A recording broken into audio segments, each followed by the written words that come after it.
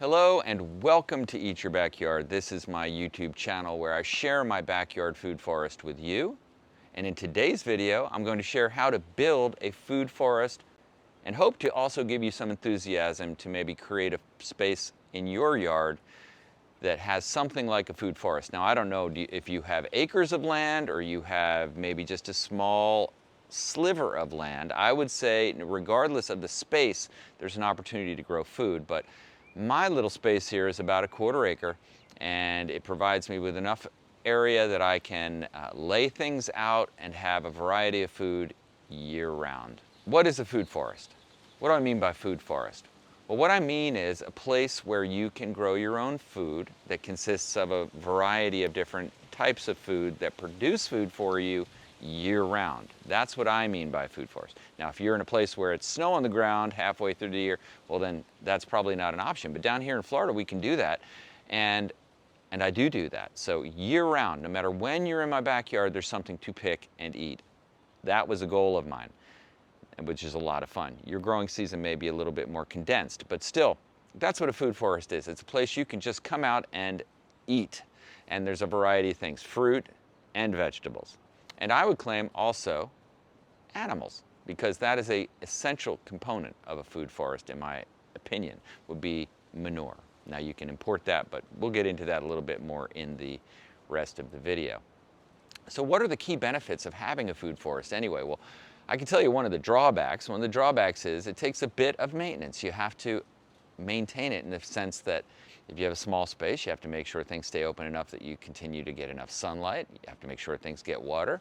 You have to make sure that you are trimming and dealing with it. But through a process of permaculture, you can essentially get it to a place where it sustains itself mostly, and all you really need to do is come out and trim it periodically. And in fact, I choose to do that when it is most cool time of the year.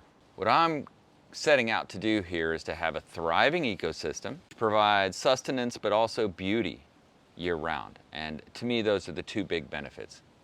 Sustenance, we've got food. Food to eat, food to make fun things with, like jams, certainly a lot of the fruits, but also the beauty of it. I mean, look at this environment. I like to come out here and be here all the time. I can interact with my yard. It's also shady enough that in the summer here in Florida, I can come out and be in the shade. And you can see this lovely sea breeze kicking up behind me. It creates just a wonderful environment to be in. Now, as you are preparing to get into the food forest journey, I think it's really important to plan the site that you're going to use. In other words, understand where the sun tracks during the day, understand which side of the yard the sun is going to be hottest on, and account for that, because the design of your layout of your forest should really accommodate sunlight, top priority, so that you have enough sunlight so that the plants can grow. Now, different plants have different requirements for sun. I choose to create a north-south sun corridor in the center of my small space so that when the sun is at center in the sky, I get a fair amount of sunlight on everything. That's how I do it. But plan it out so that you don't have very tall growing plants and trees anywhere that's going to shade out the rest of your food forest. To me, that's an essential thing to consider as you're selecting your site and also planning out the layout of your food forest. Also, consider the spacing, okay? And I'm saying spacing horizontally and spacing vertically. If you have plants that grow very wide, that can take up a significant amount of space. If you have plants that grow very tall, that can shade out a lot of things. So it seems like common sense, but really I've run into the situation where you're having a hard time growing things. You plant something and then it grows very tall, and now you've got a serious situation of shading out things, or too big next to power lines, or too big next to the house. So really plan out the height and width of your plants so that it's really a geometry. What are they going to look like? What are they going to be like 5, 10 years from now? Because they will be that if you're successful 5, 10 years from now. And what you don't want is also fruit that you have to go up and skyscraper pick a berry. You're probably not going to pick that berry. It's just going to fall to the ground, which is fine. It just all gets composted, but that's something to definitely consider. Another thing you want to account for is microclimates. So if you have microclimates within your property, maybe something that's down a little bit lower from the wind or something that's closer to water and it doesn't get as cold, plan that in and locate your plants in the microclimates that they do best in. Depending on your situation, you may have more or less of that. Also, wind patterns. Here we have significant east wind from the ocean. I'm not that far from the ocean, so I have to plan for that. In fact, behind me, there's a shrub wall I've constructed that takes the wrath of the salt spray that comes off the ocean. Even though it's about 4 or 5 blocks away, we still get a lot of salt flow, and that will burn the leaves of many of these sensitive plants back here. So I plan for that because I know that's a prevailing wind. And then the other thing is salt. You know, here salt is a concern. Salt comes out of my irrigation because it's salty groundwater. It might not be that way where you are. Salt comes out of the air because it's salty spray in the air. So I have to set up plants that serve as buffers, and also realize that if I'm going to plant something like a citrus tree that gets immediately taken down by saltiness on the leaves, that I need to plant it in a place or protect it from that irrigation on the ground so that it gets to the point where it can grow, and then know that if it gets too tall, it's going to be hit by the salt spray of the ocean. So these are considerations in my yard, but just consider the factors. Things like wind, things like storms, things like microclimates, these all play into the success you're going to have down the road in your food forest. Also, choose a variety of types of plants, and by that I mean perennials, annuals, companion species. There are things that do well together. I actually like to grow dragon fruit trellised up on a sea grape. That's one of the things I do, but you can use some trees as the structure for other more viney growing things as a trellis. So that's a fun thing to do. I've done a fair amount of that and seen what kinds of plants would be good companion species. Important to have some of those, but certainly also I think important to have annuals. And many of the things I have here are year-round fruit-producing trees, like the ever-bearing mulberry tree. So all good things to look into. Also, maintaining and harvesting. Now, maintaining means keeping the trees, and especially the fruit trees, low enough so that you can pick them with either your hands or with a fruit picker. But avoid having to climb high heights for fruit. That's my absolute advice to you. And by trimming them frequently enough, typically in the pre-growth stage of early spring, you can promote branching so that you have low growth as opposed to high growth. That's a very important thing, both for harvesting and also for the security of the tree in the event of winds, less likely to be knocked over or have torn branches or those kinds of things, which I've certainly had a fair amount of experience with being in a place that has hurricanes. Another important concept is the planting technique for optimal growth. And what I mean is dig a hole that is big enough. So if you have a pot that's this big, you're probably going to need a hole that's about this big.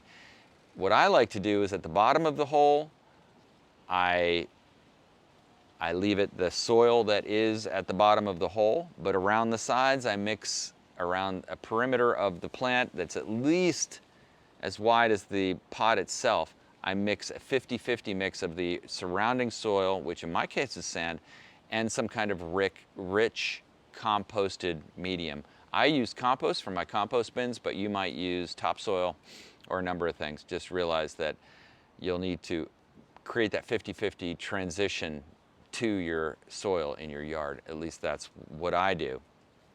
And observe it. Ongoing observation is so important. Look around your yard and see how things are growing. Also, react to how they're growing, but don't overreact. And what I mean is, if you see a plant in one area of your yard getting decimated by bugs, that doesn't mean that in every part of your yard it's going to get decimated by bugs. Don't overreact and start treating that one with chemicals and so on. If you have plants in other parts of your yard, that's what I do. And what I found over the years is, although a bug or a fungus or something may get on one of the areas in one part of my yard, even in a small yard, the other part, it doesn't happen. So if you have things spread out, plant different things in different areas, plant the same thing in different areas, you can observe and see what grows well where, and that'll teach you a lot about your local environment.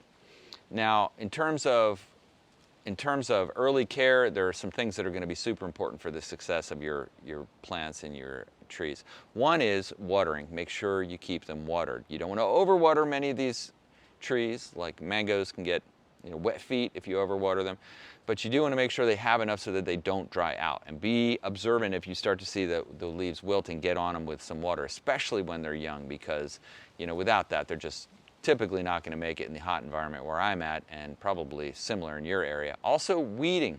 I don't think you have to worry too much about weeding around most things, but some things you will. So if you see a lot of weeds growing up around a new tree, probably best to get those out of the way and allow the nutrients to get down. But my strategy is generally with the weeds is not to sweat it too much. If I pulled them, I just put them back down. I don't worry about having no weeds in my yard. I let just about everything grow wherever it wants to grow. And I found things like lawn grass can choke out most of other things if you provide them with enough manure. Now, I want to give you a little tip on what I do for manure. I have bunnies and I harvest their droppings and put them everywhere. If you have bunnies, they're very easy to take care of, and you can set up a situation where you harvest all of their manure and spread that out in the yard. That's the only fertilizer that I use back here. So that and composted plant material, which I have a bunch of compost bins, and that's it.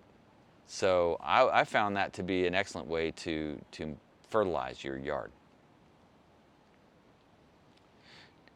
Now, what are the benefits of a food forest overall? Well, first of all, seasonal year-round fruit harvesting. To me, that is incredible and something that I just never get tired of. Fresh food, fresh herbs, fresh fruit, fresh vegetables. These are things which, yes, you can buy at the grocery store, but let me tell you, you will never have a banana as good as the one you've grown in your backyard. I don't know what it is, but they just taste so much better. And there are things like that.